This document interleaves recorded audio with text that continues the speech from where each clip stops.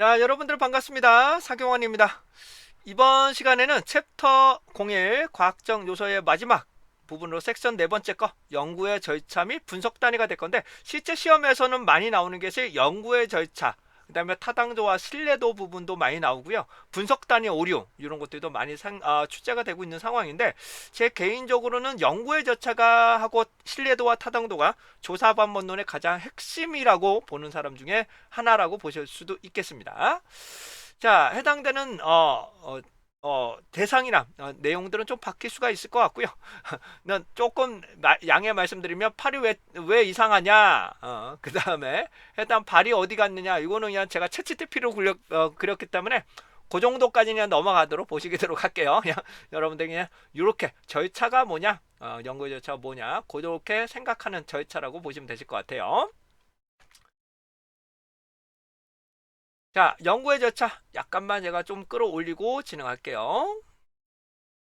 시작하겠습니다. 자, 연구의 절차인데요. 근데 제가 봤을 때는 조사 반문론의 가장 큰 틀은 연구의 절차하고요. 그 다음에 타당도와 신뢰도라고 보실 수가 있습니다. 타당도는 참값에 얼마나 근접하느냐, 신뢰도는 반복 측정했을 때 얼마나 일관성 있게 나오느냐, 이게 타당도와 신뢰도고요. 따로 타당도와 신뢰도 파트가 따로 있을 만큼 상당히 어려운 개념입니다. 자, 다음은 연구의 절차입니다. 연구의 절차가 상당히 중요한데, 우선은 연구 보고서 만드실 때도 상당히 중요합니다. 연구 보고서를 만드실 때도, 작성하실 때도 중요하고요. 그 다음에 여러분들이, 저도 그렇지만 이러한 체계성을 가져야 내가 원하는 결과치를 얻기가 좋습니다. 특히 챗GPT를 사용하실 때도 어떠한 목표, 그 다음에 역할, 가설 이런 것들을 체계적으로 작성을 해주셔야지만 보다 좋은 결과를 얻어내실 수 있습니다. 이게 프롬프트라고 말씀드릴 수가 있겠죠. 그래서 해당되는 여기에 말씀드린 연구의 절차에 대해서 말씀드릴 건데, 실제로 제가 챗GPT에 관련한 내용을 강의를 하거나 실제로 데이터 분석을 하실 때도 이 가설을 전혀 설정을 안 하고 분석하시는 분들이 정말 많아요. 그러시면 안 됩니다. 그러면 내가 뭘 원하는지 자체를 몰라. 그리고 어떠한 내용들에 대해서도 잘 모르는 경우도 있을 수 있습니다. 근데 그럴 경우에는 챗GPT에 계속 물어보는 거죠. 나는 이런 것들인데 어떤 아이디어가 있을까, 계속 탐색을 통해서 얻어내는 과정들이 필요하시겠죠. 그래서 우리가 실제로 연구 목적을 달성하거나 내가 궁금증을 해결한다거나, 그러니까 왜 그럴까라는 궁금증부터 시작을 하는 것이겠죠. 그래서 연구의 절차가 매우 중요하다라는 것을 다시 한번 강조드립니다. 그래서 문제의 정립, 그다음에 가설의 설정, 조사 설계, 자료 수집, 분석, 그다음 보고서 작성, 이렇게 설정은 될 수 있는데, 일부 마케팅 조사에서는 가설 자체가 설정되지 않는 경우도 있을 수 있습니다. 근데 가설을 설정 안 하고 자료를 수집한다는 것 자체가 좀, 저는 상식적으로 좀, 체계적으로 좀 이해가 잘 안 됩니다. 내가 원하는 방향성은 알아야 되거든요. 기본 틀을 잡아놓고 계속 확장하는 개념이지, 아무런 개념 없이 가설 설정 안 하고 진행한다? 그는 제 기준으로서는 조금 체계성에서 많이 누락되지 않았을까라는 부분입니다. 그래서 실제로 챗GPT를 사용하실 때도 해당되는 어떤 목적이 있는지, 그 다음에 나는 이런 것들을 알고 싶다, 이런 결과를 알고 싶다라는 뚜렷한 방향성은 제시를 해주셔야 됩니다. 그 다음에 역할은 어떤 역할을 해야 되는지, 이런 것들을 가지고 있어야 하지만 해당되는 부분으로 구성하실 수 있죠. 그러니까 이 해당되는 인공지능에서도 이런 체계를 따르게 된다면 보다 좋은 결과를 얻어내실 수 있다는 측면에서 조사 반문론의 이 가설 기획 부분은 상당히 합리적으로 잘 구성되어 있다는 것을 다시 한번 강조드리고자 합니다. 자, 문제의 정립, 다시 한번 가설의 설정, 조사 설계, 자료 수집, 분석, 보고서 작성, 이것은 일반적으로 우리는 연역적 방법이라고 하죠. 문제의 정립, 그 다음에 가설을 설정하고 조사 설계를 하신 다음에 여기서 탐색을 하시고 가설을 계속 바꿀 수 있어요. 가설 좀 더 구체화를 통해서 1차 가설, 2차 가설, 3차 가설을 하시면서 진행하시다가 분석을 하다 보면 더 좋은 가설, 이런 것들을 더 알고 싶다 그러면 가설을 계속 구체화하고 방향성을 제시하실 수도 있습니다. 그러니까 가설은 기본 가설을 기준으로 계속 확장, 수정, 변경될 수 있다는 부분입니다. 기본 가설은 설정해 주셔야 돼요. 기본 가설을 설정하시고 계속적으로 방향성을 변화할 수는 있다 라고 말씀드릴 수가 있겠고요. 그다음에 자료의 수집을 하죠. 설계를 하고 그다음에 탐색 기술 설명하기 위해서 설계를 하고 실제로 자료를 수집한 상황에서 그다음에 분석을 하다 보면 가설을 잘못됐는지 좀 더 구체화할 수도 있긴 합니다. 근데 기본적으로 큰 틀에서는 이 가설을 놓고 소소한 가설은 계속적으로 발전시킬 수 있다는 점 다시 한번 말씀 좀 드리고 가도록 하겠습니다. 보고서 최종적으로 보고서 작성을 하겠죠. 자, 우선적으로 하나씩 먼저 살펴보시고 그다음에 거꾸로 결과가 거꾸로 들어가는 기납적 방법을 한 번씩 살펴보도록 하죠. 첫 번째 문제 정립입니다. 어떤 책에서는 어떤 강사 이런 문가조 자자 뭐 이런 식으로 설명하는 분들도 계신데 그렇게 공부할 거면 하지 마세요. 그냥 네. 그따위 걸로 공부할 거면 하지 마세요. 이 방법은 다시 한번 말씀, 이거는 여러분들의 평생에서도 매우 중요한 책이기 때문에 반드시 이해하시고 가셔야 됩니다. 반드시 이해하시고 어느 정도 서술하실 수 있어야만 가능합니다. 여러분들 이 자격증이나 공부하실 때 대충 구분을 하시면 안 돼요. 여러분들 해당되는 이거만큼 반드시 숙지하고 가셔야 됩니다. 다른 건 그렇다 치고 이거만큼은 여러분 보고서 작성하시거나 여러 가지 도움 받을 때 매우 중요한 책입니다. 이거만큼 반드시 해주셔야 돼요. 문제의 정립입니다. 문제의 정립에서는 문제점이 무엇이냐, 목적이 뭐냐, 그다음에 중요성이 뭐냐, 이론이 뭐냐 이런 것들을 논리적으로 정립하는 과정들을 우리는 문제의 정립이라고 보실 수 있습니다. 근데 하다 보면 분석 결과를 보면서 연구의 중요성이 변경될 수도 있죠. 근데 뭐 기본적인 중요성을 가지고 가야 됩니다. 이론적인 배경이 무엇인지 이걸로부터 출발을 했다. 근데 분석을 하다 보니까 더 좋은 결과가 나왔어. 그러면 문제 정립을 조금씩 수정할 수는 있어요. 근데 큰 틀에서는 변경돼서는 안 된다. 이게 우리가 연구 문제 정립이라고 봅니다. 그다음에 가설의 설정입니다. 가설이라는 것은 가정된 설명이라는데 가설에 대한 내용은 다시 한번 좀 추후에 다시 설명드릴 거고요. 두 가지 이상의 속성을 가진 다수의 변수들 간에 검증할 수 있는 잠정적인 해답인데 이것은 검증이에요. 검정이 아니라 검증이에요. 검증. 1차적으로는 검증할 수 있는, 증명할 수 있는 수준을 말씀드린 것이 가설이라고 보시면 됩니다. 이런 것들이 될까? 라고 물어보는 것들 우선은 가설이라고 보실 수가 있겠고요. 잠정적인 해답입니다. 그래서 올바를 수도 있고 틀릴 수도 있고 변경 가능하다는 거. 그 다음에 조사 설계를 합니다. 탐색 기술 설명. 탐색은 현재 상황, 기존에 있는 정보들. 그 다음에 기술은 현재 상황. 설명은 인과관계를 밝히고 해석하는 것까지. 그 다음에 통제하고 미래를 예측하는 것까지가 우리가 해당되는 과학이라고 보실 수 있는데 거기까지 진행되기 위해서 체계, 설계가 필요하겠습니다. 이를 위해서라면 자료를 어떻게 수집할 거냐, 측정과 촉도는 어떤 방법을 쓸 거냐, 추측 방법론, 설계 과정, 크기, 그다음에 조사 시기나 기간, 조사 선점 방법은 어떤 것들이 있는지 구체적으로 설계를 하고 계획을 설정을 해야 되겠죠. 자, 그런데 다시 한번 말씀드리지만 조사 방법론은 최적의 방법을 선택하는 겁니다.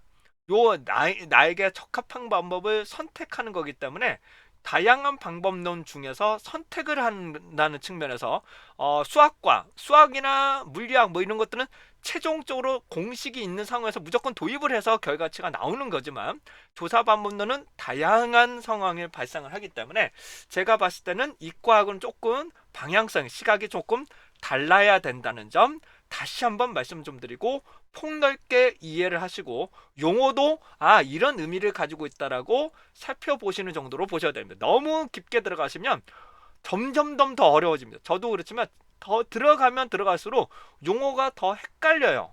용어가 점점점 헷갈리고 왜 이렇게 썼을까부터 들어가게 되면 답이 없어요. 그래서 정답을 찾기가 좀 어려운 학문 중에 하나가 조사 방법론이라고 보셔도 될 것 같아요. 다음은 이제 자료의 수집입니다. 문헌, 관찰, 다양한 방법을 통해서 자료를 수집을 하고 여기서 조사표를 수집할 수 있겠죠. 그러니까 이미 나와 있는 자료를 가지고도 활용하실 수도 있겠고요. 그 다음에 오차를 줄이는 방법을 적용해야 됩니다. 표본 오차와 비표본 오차, 이거에 대해서는 추후에 다시 한번 설명드릴 거고요. 그 다음에 수집된 자료를 기반으로 분석을 실시하게 됩니다. 이제 분석에서는 아까도 말씀 올린 것처럼 기술적 조사라서 통계적인 1차적인 분석만 하게 됩니다. 기술 통계라고 하게 되는데요. 현재 상황을 요약하고 분석합니다. 근데 조사 방법론에서는 여기까지입니다. 여기까지 수집해서 분석하기 전까지의 체계성을 보는 것이 조사 방법론이고 실제 분석부터는 데이터 분석이라고 보시면 됩니다. 자, 수집된 자료를 편집, 부호하고 입력하고 분석 방법에 따라서 처리를 하는 방법이 되고요. 그다음에 분석 방법에는 정량적인 분석, 그다음에 정성적인 분석 이렇게도 하는데 요즘 들어서는 최근 들어서는 정형 분석, 그다음에 비정형 분석이라고 크게 분류가 그렇게 분석이 되고 있는 상황입니다. 과거에는 비정형 분석이 상당히 어려웠는데 이제 챗GPT의 LLM 방식을 하게 되면 상당히 좋은 정보를 끄집어낼 수가 있는 방법으로 많이 발전을 하고 있어요. 그래서 저도 이번에는 챗GPT 인공지능을 통해서 해당되는 비정형 분석에 대한 좀 체계성을 가지고 분석하는 기법들을 좀 더 좀 강구를 하고자 합니다. 네, 과거에 비해 완전 달라졌어요. 네, 변경 되고 있다는 점 말씀 좀 드려보고요. 그다음에 이제 보고서 작성을 하게 됩니다. 보고서에서는 실제로 연구 목적에 맞는 체계적이고 논리적으로 형식으로 기술해야 된다는 점, 그다음에 해석과 독창적인 결론으로 도출하는 것이 한계점까지 포함하는 것이 이제 보고서 작성이라고 보시면 되시겠습니다. 자, 보고서를 하기 위해서라면 여러 가지 체계가 있긴 하지만 우선적으로 그 부분은 나중에 사실 설명드리고, 해당되는 논리적이라는 것은 이론에 입각하여 계획적으로, 논리라는 것은 처음부터 끝까지 수미일관적으로 진행해야 된다는 점 다시 한번 살펴보시면 좋으실 것 같습니다. 자, 그러면 보고서 이제 거꾸로 한번 살펴볼까요? 보고서를 작성하기 위해서라면 분석을 해야 되겠죠. 분석을 하기 위해서라면 자료가 있어야 되니까 자료를 수집을 해야 되고요. 자료 수집할 때 그냥 하나요? 아니죠. 철저한 계획을 통해서 설정을 해야 되고요. 그 다음에 문제를 정립하고 가설을, 문제를 통해서 우리의 아이디어가 무엇인지를 확인하는 방법. 그래서 우리가 연역법과 기납법처럼 해당되는 아래쪽 이렇게 연역법과 기납법적을 복합적으로 보완적으로 쓰시게 된다면 좀 더 완성도가 높은 결과를 얻어내실 수가 있게 되겠습니다. 그래서 문제를 정립하고 그 다음에 1차적인 가설을 설정한 다음에 조사 설계를 진행을 합니다. 어떤 체계로 가지고 진행할 것인지. 그 다음에 실태 조사를 수집을 하다 보면 있네, 없네, 가설이 잘못됐네, 보충적 것들이 있네, 이런 것을 좀 더 구체화하면서 2차 가설을 구체화를 진행하실 수가 있게 되겠죠. 특히 탐색을 하실 때 많이 보실 수 있습니다. 그 다음에 기술적 조사를 하시다 보면 기존의 틀보다 좀 더 정밀한 결과치, 내가 몰랐던 아이디어들이 나오네 라는 것을 3차적인 더 구체화를, 더 세밀한 가설을 설정하실 수 있습니다. 그러면서 해당되는 분석을, 더 심화적인 분석을 진행하실 수 있겠죠. 즉 남자 여자에 따라서 진행하다 보니까 여성의 조금 특이한 점이 나타나네. 여성에서 연령대로 한번 더 볼까? 연령에서도 이런 지역적인 분포에서 좀 다르네. 이런 부분을 좀 더 디테일하게 세분한 부분으로 자료 분석을 실시하시면서 해석을 살펴보실 수 있을 겁니다. 그래서 이제 인사이트를 도출을 한다거나 해당되는 결론, 그다음에 문제점과 해결 방안들을 도출하는 방법들이 계속 발전하고 있습니다. 자, 이제 연구 문제입니다. 이제 연구 문제에서는 어떤 방법을 할 거냐, 이것을 의문문으로 형태를 구성하는 것을 우리는 연구 문제라고 합니다. 그래서 문제의 정립 부분이에요. 문제 정립에서 연구 문제, 왜 이런 걸로, 왜 그럴까로부터 시작을 하는 것이죠. 왜 그럴까? 난 이런 걸 알고 싶어. 이런 것들 우리는 연구 문제라고 보시면 되실 것 같고요. 연구 문제의 원천은 기존 지식, 자신이 알고 있는 것이 좀 더 문제 도출하기가 좋겠죠. 차이적인 요청, 연구 용역에 따라서 발생하는 경우. 네, 문헌의 고차, 기존의 자료를 봤더니 나하고 왜 이거랑 A와 B가 다르지? 왜 이런 결과, 이런 차이점 있고 공통점 있네? 이것들을 좀 한번 살펴볼까 라는 부분.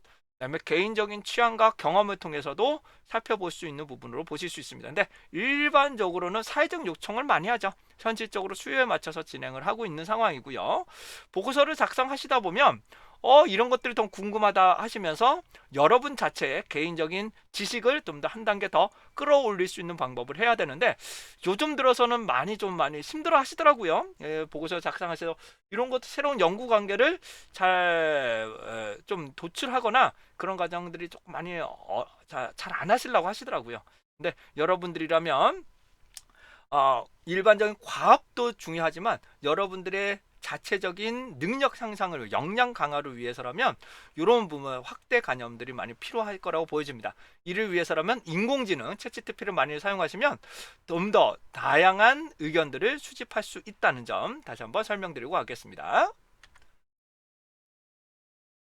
자, 연구 문제를 선정하는 기준들을 살펴봅니다. 우선은 흥미가 있는 게 좋겠죠. 연구자 흥미, 그다음에 사전 지식이 있다면 상당히 추진력을 받을 때 상당히 도파민이 도출하는 것처럼 많이 기준으로 선정하는 게 좋을 것 같고요. 그다음에 시간, 비용, 인력을 고려하는 것이 중요하지만 제 개인적으로는 시간이 가장 중요하지 않을까 싶습니다. 비용이죠, 비용. 제 개인적으로는 비용이 가장 중요하다고 보여지고요. 그다음에 시간과 인력을 투입하는 경우가 있을 수 있습니다. 그다음에 기존에 참고할 수 있는 내용들이 있다면 그거를 주제로 선정하게 된다면 보다 잘못 나오거나 이런 차이점, 갭, 공통점을 찾는 데에 나왔던 그 만족감 이런 것들도 여러분들의 하나의 성취감을 이루는 하나의 요소가 될 것 같습니다.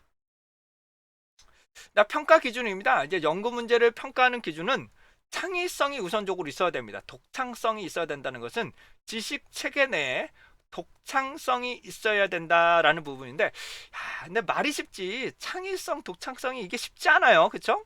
한 번에 이게 끌어올 수 있을까요? 이것도 자기 지식이 있어야 되고요, 배경도 있어야 되고요, 새로운 관심이 있어야 이런 문제점인데 다른 시각적으로 차격으로 봐야 되기 때문에 이 창의성이라는 것이 단 한 번에 몇 번의 교육만에 나타난다는 것은 상식적으로 매우 힘듭니다.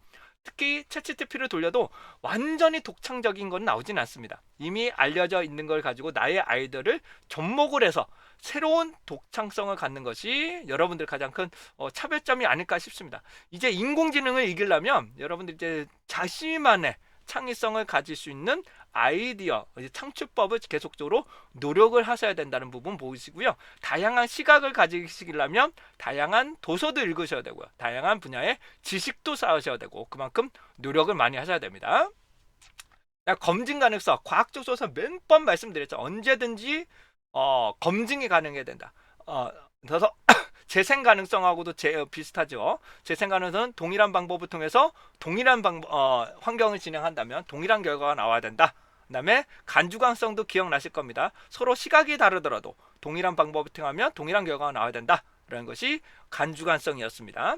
이게 포괄적으로 하는 것이 우리는 검증 가능성이라고 보실 수 있습니다. 이거를 우리는 실증성이라고 보실 수 있겠죠. 큰 분야에서는 실증성이라고 보시면 되고요. 그 안에 재생 가능성, 그 다음에 동일한 환경 진행했을 때 재생 가능성, 시각이 다르더라도 이것을 우리는 간주관성이라고 보시면 될 것 같아요. 그 다음에 윤리적 배려, 아무리 독창적이고 아무리 검증이 가능하더라도 타인이나 인류적으로 사생활이 보호가 안 된다면, 정신적 피해가 된다면 이거는 진행해서는 안 됩니다. 해당하는 부분이 아무리 좋은 결과를 얻는다 하더라도 그래도 윤리적인 문제가 발생한다면 진행하셔서는 안 됩니다. 예를 한번 들어보겠습니다. 예전에 이런 테스트를 한 적도 있었습니다. 해당되는 쌍둥이가 태어나자마자 서로 간에 그냥 각각 각자 다른 국가로 해당하는 부분을 완전히 서로 다른 국가로 입양을 보낸 적이 있어요. 아마 많이 보셨을 거예요. 입양을 보셨는데도 나중에 보면 거의 비슷한 성격, 비슷한 체형, 비슷한 부분으로 성적으로 나오는 경우들이 좀 있더라고요. 그래서 이거는 선천적인지 후천적인지를 한번 살펴봐야 된다는 것이 연구의 과제로 나온 경우도 있었습니다. 근데 아무리 좋은 창의성을 가진다고 하더라도 이제 생명윤리가 더 중요한 부분이기 때문에 생명윤리, 그 다음에 개인의 사생활의 보호적인 측면들도 매우 중요하다고 보실 수 있습니다. 근데 생명윤리가 어디까지 가야 될 건지는 아직도 저는 좀 문제가 있습니다. 저는 아주 개념적으로는 인류에 대한 생명윤리는 준수를 해야 되고 그 다음에 문제입니다. 동물이나 식물에 대한 생명윤리까지 넘어가야 되는지 이런 것들에 대해서는 한 번 더 고민을 어디까지 가야 될지, 범위를 어디까지 가야 될지는 한 번 더 고민을 해야 되는, 그 범위는 아직까지 저는 아직 범위를 규정하지 못했습니다. 하지만 기본적으로 조사윤리적인 측면은 준수를 해야 된다는 점 부분을 강조드리고자 합니다.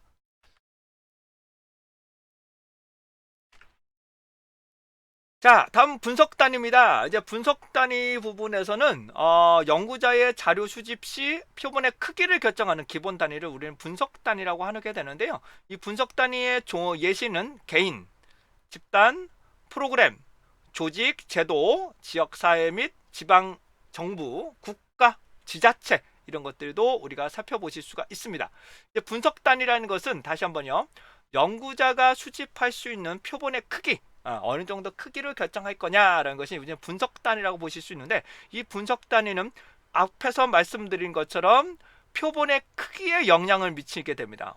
몇 개까지 선정을 할 거냐, 범위를 어디까지 선정할 거냐에 따라서 분석 단위를 결정을 해주셔야 되는데, 개인을 하게 된다면 표본의 크기가 많으면 많을수록 좋으실 것 같고요. 집단을 보기 경우는 어떻게 될까요? 표본의 크기가 좀 작아도 잘까요? 이거는 집단일 경우에 또 문제. 근데 집단을 하게 되면 평균적으로 수렴을 해야 되기 때문에 좀 어려운 문제점으로 봉착할 수도 있습니다.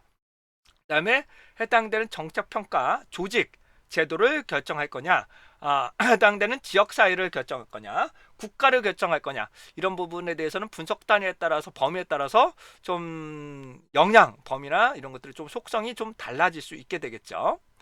자, 예를 한번 들어보겠습니다. 강의를 수강한 학생들의 대상으로 성별과 학년을 조사하여 성별 및 학년의 구성비를 분석하고자 한다. 설명 단위와 분석 단위는 무엇인가 라고 나왔는데, 설명 단위는 내가 최종적으로 알고 해석하고자 하는 것이 설명이고요. 수집하고자 하는 단위를 분석 단위라고 한다고 그랬습니다. 자, 그래서 우선 설명 단위라는 것은 내가 최종적으로 결론, 알고자 하는 것이기 때문에 대상은 강의를 수강한 학생들입니다. 다시 강의를 수강한 학생들이 되는 거고요. 개인이 되는 거죠. 학생들이라는 개인이 되는 거고요. 이제 분석 단위는 실제 수집할 수 있는 최소의 단위니까 학생, 즉 개인으로 수집을 해야 된다는 것이겠죠. 분석 단위는 수집을 할 수 있는 개인이 될 수 있다라는 부분이 됩니다. 그런데 실제로 하다 보면은 이런 경우가 있겠죠. 개인으로 수집할 수 없다면 학원으로 수집을 하겠다. 해당된 지역구에 학원으로 보겠다. 그러면 집단이 되겠죠. 그렇게 하면 분석 단위가 집단이 될 수 있다. 즉 일일이에 해당되는 개개별의 정보를 수집할 수 없다면, 그 다음에 학원이라는 집단으로 조사한다면, 이거는 우리는 분석 단위는 집단이 되는 거죠. 집단이 될 수 있다. 학원이라는 집단이 되는 거죠. 자, 인구 센서스의 가구 조사 자료를 이용해서 가족 구성원들 간의 종교의 동질성을 분석하기로 했다. 설명 단위와 분석 단위는 무엇인가 라고 한번 보겠습니다. 내가 알고자 하는 것은 가족 구성원 간의, 그렇죠? 가족 구성원들의 종교와 동질성, 종교의 동질성을 분석하는 것이 가장 큰 목적입니다. 하지만 실제로 분석 단위는, 내가 수집할 수 있는 단위는 개인이 아니잖아요. 여기서 말하는 개인이 아니라 해당되는 가구의 리스트죠. 리스트인 가구 리스트를 가지고 조사를 하기 때문에 분석 단위는 가구가 된다는 점, 가구가 된다는 것이 분석 단위로 보시면 됩니다. 조금 많이 어렵죠? 자, 설명 단위는 내가 최종 알고자 하는 것, 분석 단위는 내가 수집할 수 있는 최소의 단위, 이런 것들이 나오는데, 설명 단위와 분석 단위가 일치하는 경우도 있지만 대다수 일치하지 않습니다. 왜냐하면 나는 최종적으로 개인의 정보를 원하는데 개인의 정보를 리스트를 수집할 수가 없기 때문에 단체가 됐거나 국가가 됐거나 일반의 기관이 됐거나 가구가 됐거나 이런 해당되는 개인의 정보들을 해당 리스트로 접근하기가 매우 어려운 경우가 상당히 많이 있습니다. 그렇기 때문에 우리는 분석 단위와 해당되는 설명 단위 간의 격차가, 갭이 발생한다면 우리는 오차가 발생할 수밖에 없는 구조를 가지고 올 수밖에 없다는 것을 설명드리고자 합니다. 자, 예시를 한번 보죠. 분석 단위인 개인, 조직, 국가 중에서 기재하시오 나오면, 이건 피답형 실제 문제거든요. 그러면 고등학교, 초등학교 TV 시청 시간에 내가 알고자 하는 것은 개개인별, 학생들의 개개인별의 TV 시청 시간이 되겠죠. 그렇기 때문에 개인이라고 보셔야 됩니다. 분석 단위는 개인이라고 보셔야 되겠죠. 갑기업과 을기업이기 때문에 이거는 기업이기 때문에 조직이라고 보셔야 되겠죠. 여기서 개인, 조직, 국가라고 알려져 있기 때문에 국가별 전자 어쩌고 저쩌고 한국은 뭐 높아놨다. 그러면 국가가 나올 거고요. 성별로는 남자가 여자가 이런 결과가 나왔다면 최종적으로 분석 단위는 개인이 될 것이고, 그다음에 서울, 부산, 공공 부분 지역이 나오기 때문에 이는 해당되는 조직으로 봐야 돼요. 원래는 지역이 돼야 되는데 여기에 지역이라는 것이 나오지 않았기 때문에 조직이라고 보셔야 될 것 같습니다. 근데 지역도 하나의 조직이라고 봐야 되기 때문에 좀 애매한 부분이 있습니다. 지역은 별도로 분석 단위로 봐야 될 건지 아닌지는 조금 애매한 부분은 있습니다만은 기업 같은 거는 일반적으로 조직이 되겠죠. 조직이나 단체 이런 것들은 조직으로 이렇게 보시면 되고, 지역은 지역으로 별도로 보셔도 될 것 같고 조직 안에 포함이 됐을 수도 있겠고요. 자, 다음은 이제 분석 단위의 오류에 대해서 살펴봅니다. 우리가 수집할 수 있는 단위에서 최소에 대한 여러 가지 오류가 나오는데, 오류하고 오차라는 것이 있습니다. 오류와 오차가 있는데, 오류가 좀 더 넓은 범위고요. 오류는 계산이 안 되는 것도 다 포함을 합니다. 계산이 안 되는 것들도 우리는 본질과 실제와의 격차, 이것들을 말하게 되는데, 계산이 가능한 것은 오차, 계산이 되지 않는 것은 오류라고 보시면 됩니다. 근데 오류가 오차를 다 포함한다고 보셔도 될 것 같아요. 자, 이런 오류에는 오류가 정말 많습니다. 해당되는 오류가 너무 많아요. 너무 많습니다. 그 중에서도 조사 방법론에 나오는 오류들로만 한정해서 설명드립니다. 오류만 설명해도 몇 시간이 걸릴 정도로 매우 힘듭니다. 자, 생태학적 오류를 보겠습니다. 생태학적 오류라는 것은 많이 생물학적 태생이죠. 그러니까 해당되는 집단을 조사해서 개인에게 적용하는 것. 다죠? 집단을 연구해서 개인에게 적용하는 것은 생태학적 오류가 됩니다. 생태적으로 저렇게 되는데, 근데 개인에 적용하면 이게 안 되는 경우, 이런 것들은 생태학적 오류라고 보시면 되고요. 환원주의적 오류라고 하는데, 이 환원주의적 오류보다 그 중에 가장 중요한 거는 개인주의적 오류가 가장 많이 발생을 합니다. 우선 환원주의적 오류부터 보죠.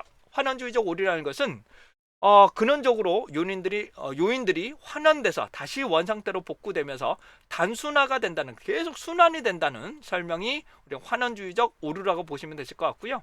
변수 선정이 잘못될 경우가입니다. 어떤 게 독립이냐, 어떤 게 종속이냐, 서로 간의 종속과 독립이 잘못될 경우 우리가 환원주의적, 계속 순환되는 원인을 찾아낼 수 없는 번으로 살펴보실 수도 있습니다. 달걀이 먼저냐, 닭이 먼저냐, 이런 것들이 상당히 문제가 될 수 있는 걸로 볼 수가 있겠죠.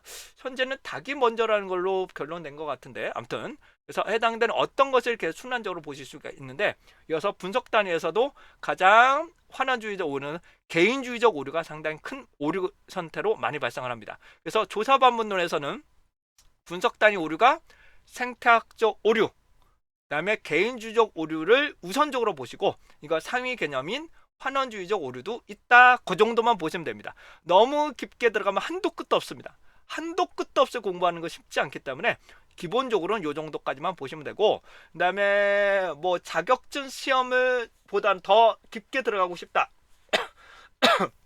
공모 시험에 대해서 더 보고 싶다 그러면 보다 심층적인 내용들은 심화 과정을 수강하시는 게 좋으실 것 같습니다. 한번 예시를 들어보죠. 자, 이게 중요한데, 생태학적 오류는 무엇을 기본으로 어떤 것을 보겠냐라거든요. 다시 우리는 어떤 결과를 가지고 어떤 대상의 결과치를 알고 싶으냐를 기반으로 보는 건데, 집단의 자료를 기반으로 개인의 정보로 관련시킨다라는 것을 우리는 생태학적 오류라고 합니다. 자, 예를 들어 보겠습니다. 헬스장에 다니는 사람 보니까 모두 연예인이었어. 그러면 그 헬스장에 다니면 나도 연예인이 될 수 있다라고 생각하는 거, 이것을 우리는 생태학적 오류라고 합니다. 자, 예를 한번 들어보겠습니다. 예를 들어서 이런 경우겠죠.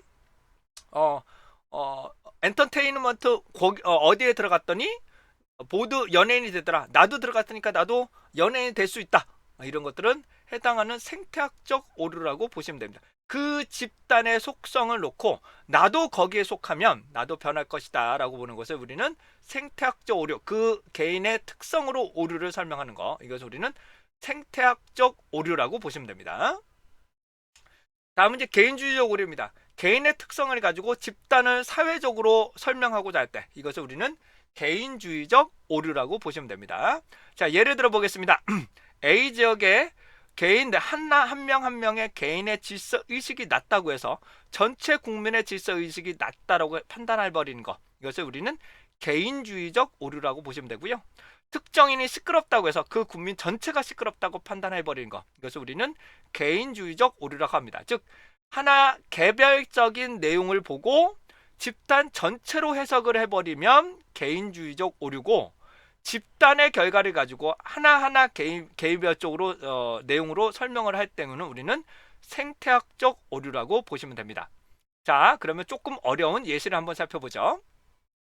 어떤 연구에서 미국의 도시 중 동양인의 비율이 높은 도시가 동양인의 비율이 낮은 도시에 비해서 전신질환 발병률이 높다라는 결과를 얻었다.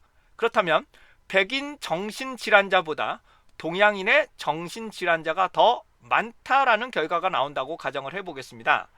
자, 근데 이 경화를 보시게 되면 미국 도시의 결과를 가지고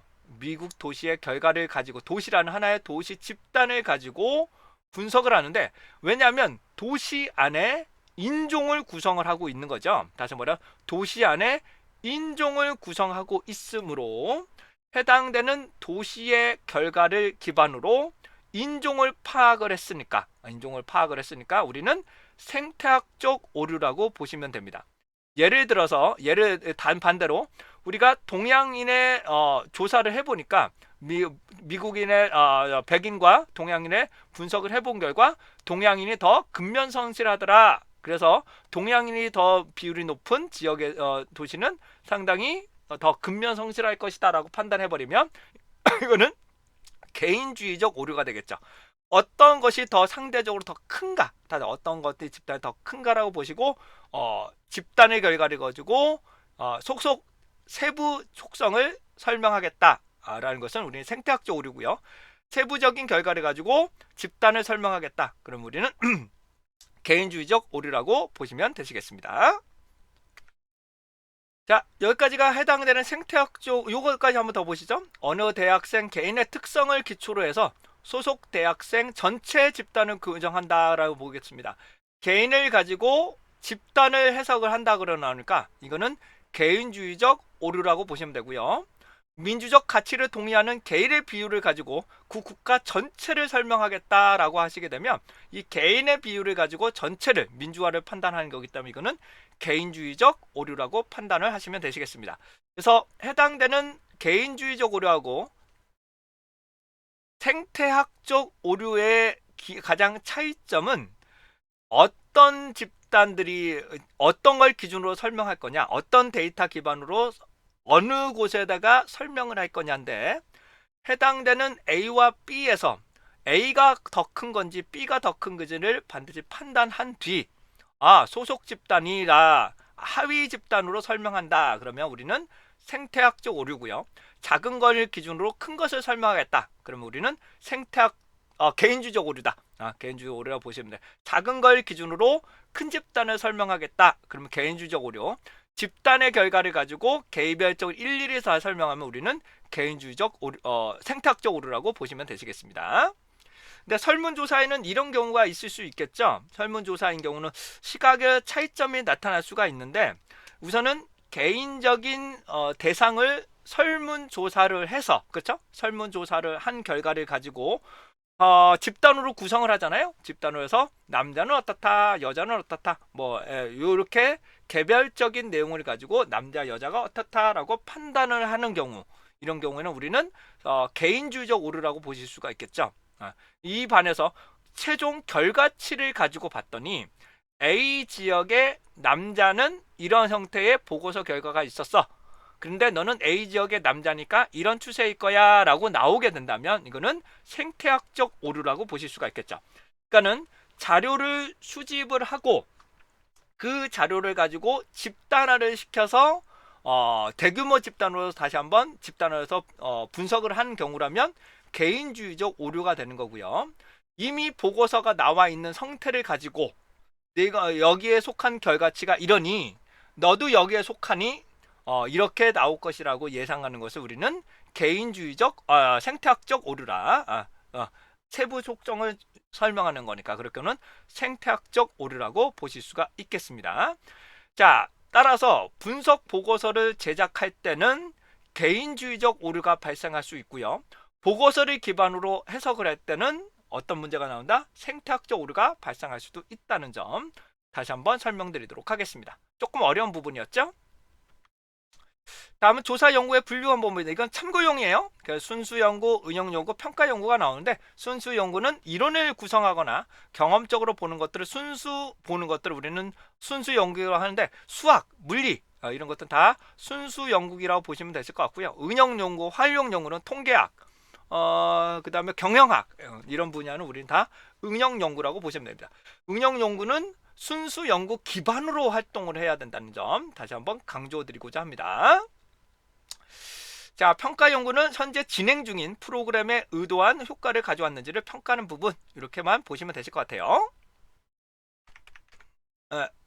여러분들과 함께 자, 공인을 과학적 요소 챕터 1에서 섹션 네 번째인 연구의 절차와 분석 단위에 대해서 살펴보셨는데 연구 절차가 매우 중요하고요. 연구 문제 자체는 어렵지는 않으실 거예요. 분석 단위 오류에서는 생태학적 오류, 그다음 개인주의적 오류 그런 것들이 있다는 것을 다시 한번 보시면서 문제 정립, 가설의 설정, 조사 설계, 자료 수집, 분석, 보고 작성 이것만큼은 반드시 숙지하고 가셔야 된다는 점 이거는 반드시 해주셔야 되고요. 그다음에 생태학적 오류, 그다음에 개인주의적 오류 이거에 대해서도 계속적으로 제가 설명을 드려봤으니까 여러분들이 이해하실 수 있을 거라고 생각이 됩니다. 자, 이상으로 챕터 첫 번째인 과학적인 요소에 대해서 전반적인 내용에 대해서 살펴봐 드렸고요. 조금 길 30분 단위에서 조금 자른다고 했는데 다음부터는 조금씩 더 줄여보고 여러분들의 이해 정도를 좀 높일 수 있는 방법으로 더 설명드릴 수 있도록 하겠습니다. 자, 이상 사경환이었고요. 여러분들에게 조금이라도 더 도움이 될 수 있도록 조금 더 노력을 하도록 하겠습니다.